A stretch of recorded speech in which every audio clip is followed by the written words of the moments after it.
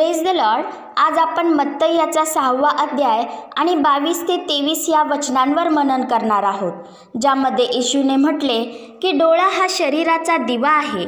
यास्तव तुझा डोळा निर्दोष असला तर तुझे संपूर्ण शरीर प्रकाशमय होईल, पण तुझा डोळा सदोष असला तर तुझे संपूर्ण शरीर अंधकारमय होईल. यास्तव तुझ्यातील प्रकाश हा अंधार असला तर तो अंधार केवढा. मनुष्याचे डोळे अर्थात त्याचे पाहणे सदोष किंवा निर्दोष असणे हे त्याच्या मनाच्या प्रतिक्रियेवर अवलंबून असते. येथे पाहणे म्हणजे एखादी घटना केवळ डोळ्यांनी पाहणे नव्हे, तर त्या घटनेचा अर्थ लावणे होय. मनुष्य आपल्या कानांद्वारे चांगल्या वाईट गोष्टी ग्रहण करत असतो आणि त्या त्याच्या मनापर्यंत जाऊन पोहोचतात. त्यावेळी त्याचा विवेक त्याला जे काही सांगतो त्यानुसार त्याचे मन प्रतिक्रिया देत असते आणि तेच तो आपल्या डोळ्यांनी पाहतो. आपणास ठाऊक आहे की धूर्त सर्पाने हव्वेशी जे संभाषण केले ते तिने आपल्या मनामध्ये ग्रहण केले, ज्याद्वारे तिचे मन भ्रमिष्ट झाले आणि तिच्या मनात देवाच्या आज्ञेला असणारे स्थान गौण ठरले. तर धूर्त सर्पाचे बोलणे हे त्यावर प्रभावी ठरले. परिणामी तिला त्या मना केलेल्या झाडाचे फळ खाण्यास चांगले, दिसण्यास मनोहर आणि शहाणे करण्यास इष्ट आहे असे दिसून आले. तेव्हा तिने त्या झाडाचे फळ काढून खाल्ले व आपल्याबरोबर आपल्या पतीसही ते दिले व त्यानेही ते खाल्ले आणि दोघांनीही आज्ञाभंगाचे पातक केले, जे पातक त्यांनी आधीच आपल्या मनामध्ये केले होते. परंतु तो विचार त्यांनी आधीच जर काढून टाकला असता तर त्यांनी प्रत्यक्ष फळ खाल्ले नसते, परंतु मनात आलेले पातक त्यांनी कृतीत उतरवले. जसे की जेव्हा कोणी एखादा पुरुष अथवा स्त्री दुसऱ्या स्त्री अथवा पुरुषाकडे कामेच्छेने पाहत असेल तर तेव्हा त्याच्या मनात व्यभिचाराच्या विचाराने प्रवेश केलेला असतो. म्हणूनच ती व्यक्ती त्या नजरेने पाहू लागते व पुढे जाऊन व्यभिचाराचे पातक करते. परंतु त्यांचे मन जर शुद्ध असेल तर त्यांचे डोळेही कामेच्छेने पाहणार नाहीत. म्हणूनच येशूने म्हटले आहे की जो कोणी एखाद्या स्त्रीकडे कामेच्छेने पाहतो त्याने आपल्या मनात तिच्याशी व्यभिचार केलाच आहे. तुझा उजवा डोळा तुला पापास प्रवृत्त करीत असेल तर तो उपटून टाकून दे, कारण तुझे संपूर्ण शरीर नरकात टाकले जावे यापेक्षा तुझ्या एका अवयवाचा नाश व्हावा हे तुझ्या हिताचे आहे. अर्थात येशूला असे म्हणावयाचे होते की तुझा निर्दोष डोळा जर सदोष होत असेल तर त्याचे दमन कर, म्हणजे मनात आलेला व्यभिचार प्रत्यक्ष शरीराद्वारे पूर्ण होणार नाही आणि तुझ्या शरीराचा नाश होणार नाही. अर्थात कानांनी ऐकलेल्या गोष्टींवर जर मन वाईट प्रतिक्रिया देत असेल तर डोळ्यांनाही वाईटच दिसू लागते आणि त्याचे शरीरही अंधकारमय होते. नीतिसूत्रे 29:12 मध्ये लिहिले आहे की अधिपती खोट्या गोष्टीला कान देणारा असला तर त्याचे सर्व सेवक दुष्ट बनतात.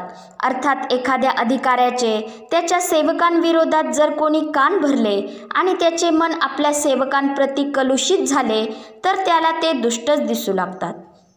तीताच्या पत्रामध्ये लिहिले आहे की यहुदी कहाण्या आणि सत्यापासून बहकलेल्या माणसांच्या आज्ञा याकडे लक्ष न देता विश्वासात खंबीर व्हावे. शुद्ध जनास सर्व काही शुद्ध आहे, परंतु विटाळलेले व विश्वास न ठेवणारे यांना काहीच शुद्ध नाही. त्यांची बुद्धी व विवेक भाव ही विटाळलेली आहेत. रोमकरास पत्र 10:9 सांगते की येशू प्रभू आहे असे जर तू आपल्या मुखाने कबूल करशील आणि देवाने त्याला मेलेल्यातून उठवले असा आपल्या अंतकरणात विश्वास ठेवशील तर तुझे तारण होईल.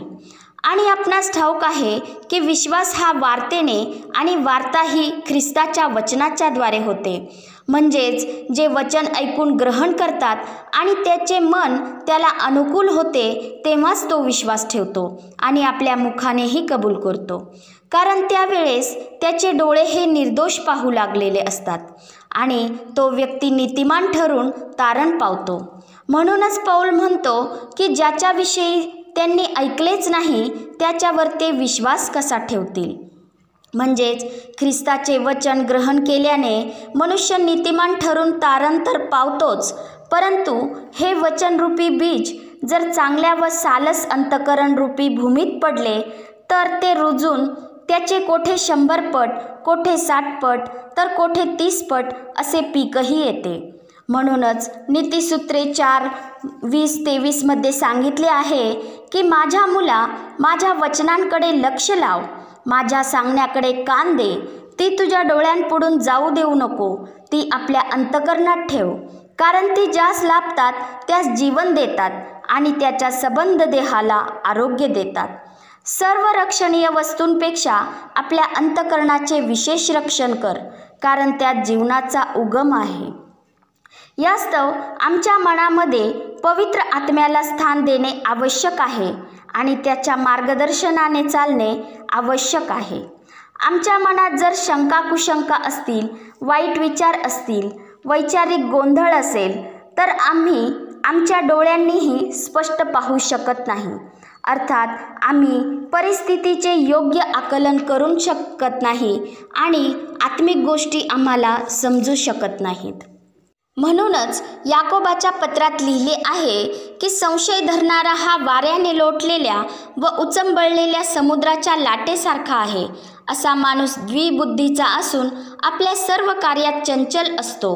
आपणाला प्रभूपासून काही मिळेल असे त्याने समजू नये. आम्हास ठाऊक आहे की पुनरुत्थानानंतर जेव्हा येशू प्रेषितांमध्ये उभा राहिला होता, तेव्हा ते येशूला पाहून घाबरून भयभीत झाले आणि आपण भूत पाहत आहोत असे त्यांना वाटले. प्रभू येशूने त्यांना आपल्या मृत्यूविषयी व पुनरुत्थानाविषयी आधीच सांगितले होते, परंतु शिष्यांनी आपल्या कानांनी तर ते ऐकले, मात्र त्यांच्या अंतःकरणात ते रुजले नव्हते. यास्तव ते आपल्या डोळ्यांनी येशूला ओळखू शकले नाहीत, कारण ते आपल्या मनात तर्कवितर्क करू लागले होते. परंतु जेव्हा येशूने त्यांना शास्त्र समजावे म्हणून त्यांचे मन उघडले आणि त्यांच्याशी बोलणे केल्यावर त्यांना बेथानीपर्यंत बाहेर नेले आणि हात वर करून त्यांना आशीर्वाद दिला आणि त्यांना आशीर्वाद देत असताना त्यांच्यापासून तो वेगळा झाला आणि वर स्वर्गात गेला, तेव्हा ते त्याला नमन करून त्याचा धन्यवाद करू लागले.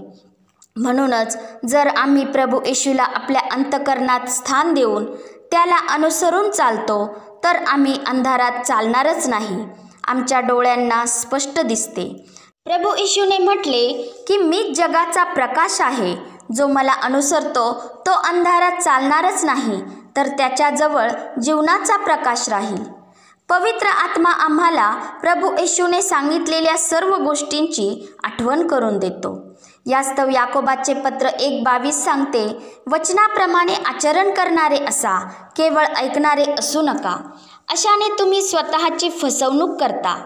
कारण वचन केवळ ऐकणारे हे आपल्या देहस्वभावानुसार देहाच्या वासनांप्रमाणे चालत असतात आणि स्वतःच पाशात अडकतात. जसे की आपण पाहतो की आदम हव्वेने देवाची आज्ञा तर ऐकली होती, परंतु त्यानुसार आचरण करण्यास ते ठाम राहिले नाहीत. यास्तव ते भुलविले जाऊन पापात पडले, कारण त्यांच्या मनातील विश्वासाची जागा त्यांच्या नकळत अविश्वासाने घेतली होती. 2 करिंथ 4:4 सांगते की विश्वास न ठेवणाऱ्यांची मने या युगाच्या दैवताने आंधळी केली आहेत, यासाठी की देवाची प्रतिमा जो ख्रिस्त त्याच्या तेजाच्या सुवार्तेचा प्रकाश त्यांच्यावर प्रकाशू नये. म्हणूनच आम्हास ख्रिस्ताच्या प्रकाशात चालणे आवश्यक आहे, ज्या प्रकाशाचे फळ सर्व प्रकारचे चांगुलपण, नीतिमत्व व सत्यता ह्यात दिसून येते. जसे की देवाने नोहाला तारू बनविताना उजेडासाठी खिडकी करण्याची आज्ञा दिली होती, त्याचप्रमाणे आमच्या कानांना आम्ही आमच्या ह्या अंतःकरणरूपी जहाजाची खिडकी म्हणू शकतो, ज्यातून ख्रिस्ताचा प्रकाशच आत आला पाहिजे. म्हणूनच येशूने म्हटले आहे की तुम्ही कसे ऐकता याविषयी जपून राहा. यास्तव आम्हाला पवित्र आत्म्याच्या मार्गदर्शनाने व त्याच्या साहाय्याने आमच्या मनाचे नवीकरण करणे आवश्यक आहे. राग, क्रोध, द्वेष, हेवा, मत्सर, निंदा अशा अंधकारमय गोष्टींचा आमच्या मनामध्ये प्रवेश होऊ देऊ नये. म्हणून आम्ही सावध असणे आवश्यक आहे, म्हणजे आमच्याकडून देहाची कुकर्मे होणार नाहीत आणि आमचे डोळे देखील निर्दोष पाहतील आणि आमचे शरीरही अंधकारमय होणार नाही, तर ते प्रकाशमय असेल. पिता परमेश्वराचे प्रेम, प्रभू येशू ख्रिस्ताची कृपा आणि पवित्र आत्म्याची सहभागिता आम्हा सर्वांबरोबर असो. आमेन.